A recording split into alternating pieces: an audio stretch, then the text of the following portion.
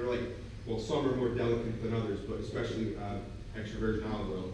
As soon as you heat it, it's done, toast. You destroy all the good stuff in it, and actually becomes oxidized. I mentioned that before.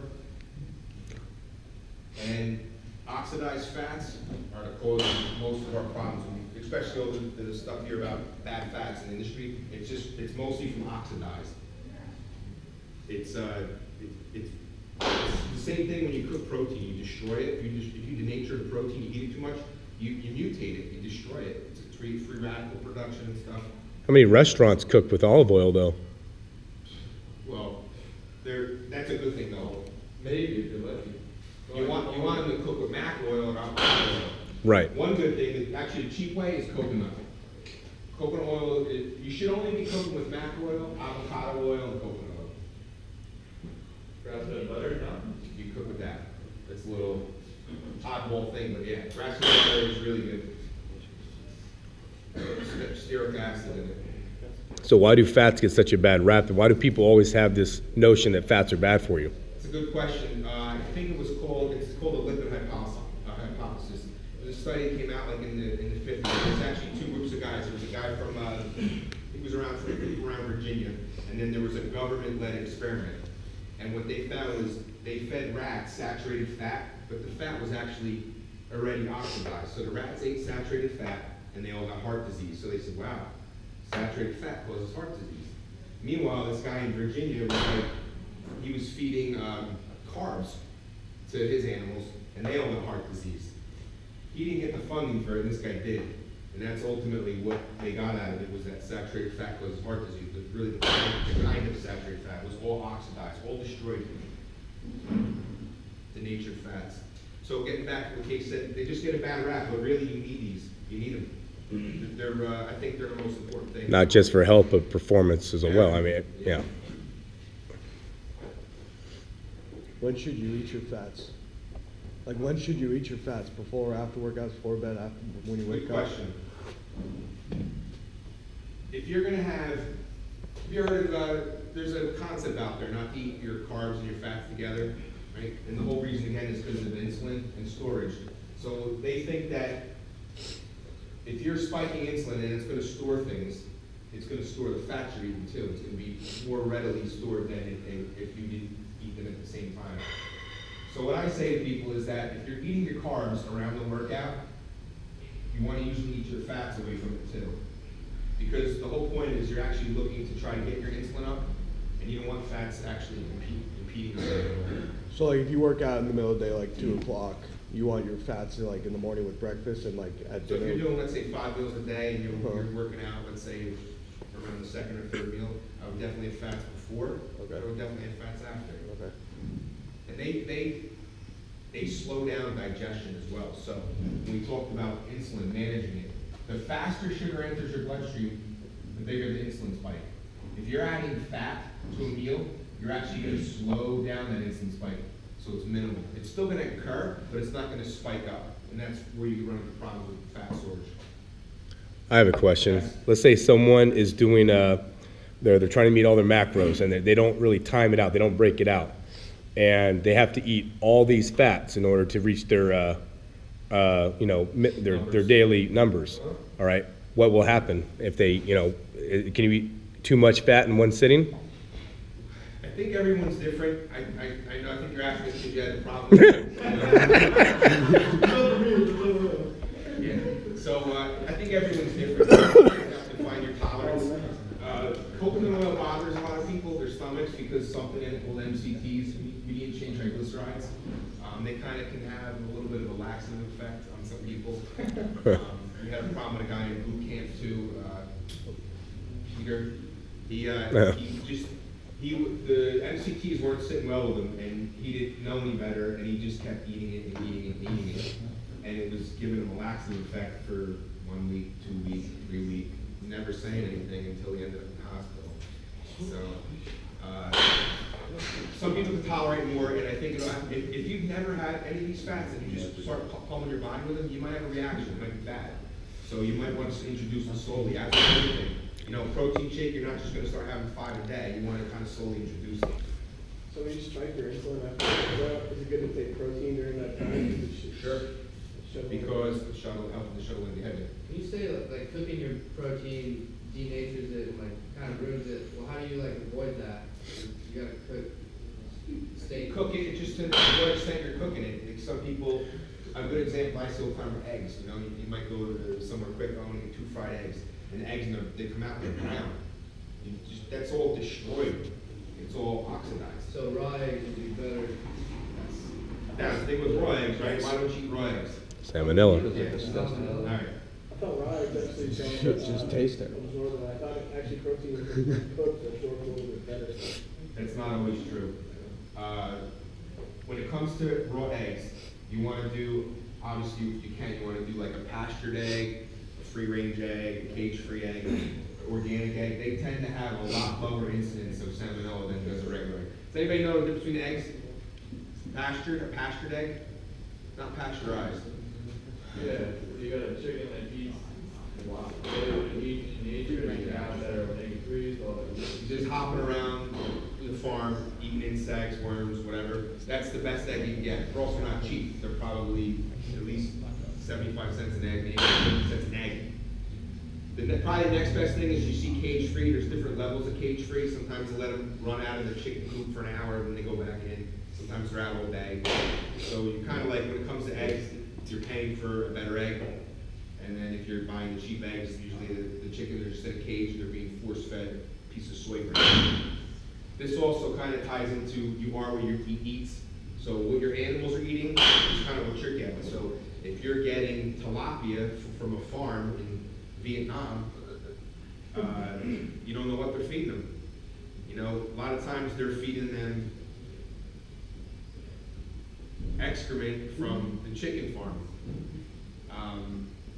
Could be feeding them soy. Soy's cheap. As long as the fish keep growing, I can charge more for fish than I can charge for soy per pound. But really, then you're getting all the negative effects of soy in your fish. So you really want to see where your food's coming from. And it's tough when you're young and like you're talking about the fats and they're expensive.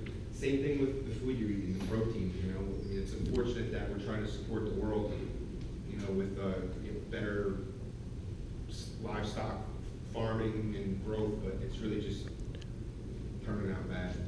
What's the negative effect of soy, just real fast? So soy, it's actually controversial. Some guys that are in the know have heard that it can cause estrogen type effects, and they go back and forth on it. It can cause some estrogenic effects. It actually mimics estrogen. There's an estrogen, there's isoflavones that actually mimic the effects of estrogen. So if you were, I would tell you to avoid soy unless you really were a woman and you liked it. But if you're a man, I would tell you to avoid it. What's your experience with clients with eating more fat, therefore eating less meals per day? Like your personal experience. Do people, that's what you read about, right? You eat enough fat, you don't need a meal every 2.5 hours because your body is still using these fats. Your personal experience, is that true? I think I'm not going to agree with that 100%. Kind of what we talk about is fat slows down digestion. So if you're having, let's say you're having, say you're having an English muffin with like jelly or something like that, you're getting carbs, lots of sugar. You're going to spike your blood sugar, spikes insulin pulls all that blood sugar back out, then you get low blood sugar, and then you start nodding off. It's like after you eat a big pasta meal, right? When you have fats added to that, you actually slow down, right, the insulin we talked about, which means you're going to have more of a stable blood sugar level. That's actually going to keep you alert, and the time it takes to digest it gives you more satiety, so it's going to hold your hunger over more. Did I answer your question? So I still think whether you're having, there'll be people I have that we're doing 5 fat meals a day, they're still hungry. They are. Yeah, they are, yeah. It's not like, ravenous, but especially if I'm dieting someone and they're having 5 meals and there's fats in them, they're still gonna be hungry. Is that because they're having carbs still, a good amount of carbs? Or are they keeping low carbs and still? I think it's the total calories in the day. So if they're running on 3,000 and they're trying to lose weight and I got them on 27, they're not gonna notice right, but they will be hungry, and they won't know why. But really, your body knows, So going back to eggs, Yeah. all right? Why, why? So you're saying when you cook them, you're losing a lot of the. It depends how you cook them. What if you hard-boil them? Same thing. I think it depends. If you're leaving them in there till that yolk turns like dark green, I don't know. Or you turn it where it's just, it went from like liquid to a solid yellow. Okay. You know, so I definitely feel you should just cook your food the minimal amount you need to cook it. So a lot of times, for what I tell people with eggs, is actually don't get the griddle hot or frying it hot. Frying as soon as you put the egg in, it's like it sizzles and is solid instantly. Put it on like a low or medium flame. Let it go from like liquid just to solidify, until it solidifies, and that's it. When it comes to you know, and for performance purposes for athletes, but one thing I have a lot of problem with is the athletes.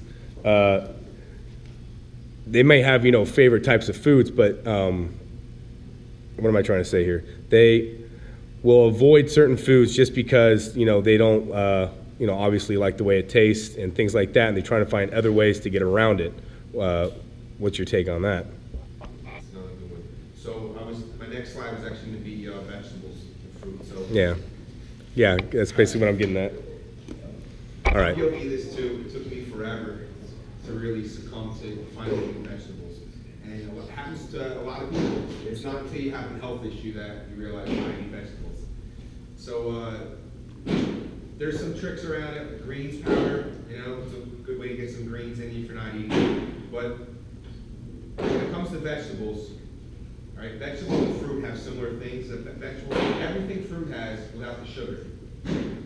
Vegetables have phytonutrients, anti-cancer properties, bioflavonoids. There's a lot of things in there that you're not going to get if you're just taking a supplement. So you might say, I just take a multivitamin, I don't eat vegetables. There's a lot of stuff you're missing, and there's stuff we don't even know yet. You know, there's still finding things here and there. When it comes to vegetables too, you've heard, oh, let's eat your greens, spinach, asparagus. There's a whole rainbow of colors of vegetables that you should be eating, not just the green stuff. Antioxidants. All right. Meals. How many meals a day should you have? 5 to 7. Why so many? Because you can, well, if you're trying to gain weight, you can eat more total food that way. That you put in one sitting? So in the literature, in the research and stuff, they're saying somewhere between 2 to 5 meals is what's best. They can't really pinpoint it. In practice, what I've seen is exactly what you're saying. I can get someone that's only eating, let's say, 1 or 2 meals a day. I feed them 5 or 6, almost double or triple their calories, and they start losing fat like crazy. And it's a freaky thing, but what it's doing is actually upregulating your hormones. You're getting those fats that you didn't have before. You're getting some extra nutrients, some extra aminos and stuff, and all of a sudden, the metabolism goes through the roof, and you're like, why am I eating more but losing weight? So somewhere between 2 and 5, they say is best. I like 5 or 6, depending on the athlete. Mostly with like women and guys dieting, I'll go with 5. With athletes, I'll probably do like 6. Maybe somebody like Casey, I might do like 7, possibly 8. You know, Should that vary between the days you train and don't train? in terms of meals, no, Yeah. the same amount every day. One thing that does tie back into this is the number of meals. So if you're eating 6 meals, you're giving yourself 6 opportunities to spike your insulin. So if you're trying to lose weight, that's not a good thing. If you're trying to gain weight, that might be better. So that's another reason why for people that are dieting, I might give them 5 meals. If it's somebody that's, let's say, a really small person, I might give them 4 meals, because it's just one less chance to spike your insulin. So the less times you're eating, the better you're going to manage your insulin. So if you are eating more like a Casey, he's got to pay more attention to how he manages his insulin and the carbs he's eating. Otherwise, he's just giving his body opportunities to store fat a lot more easily. So let's go to structured meals. I like to have one of each usually in a sitting. Let's talk about weight gain, carbs, fat, protein every meal, and veggies. Weight loss, it might just be fat, protein, veggies, and then the carbs might be around the workout somehow. What types of foods, types of protein you have?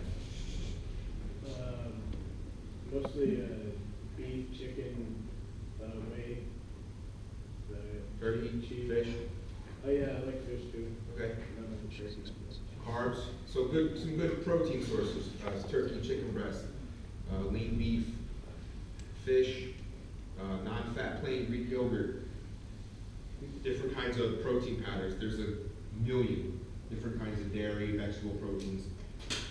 Carb sources, brown rice, oats, yams, sweet potatoes, bulgur, quinoa,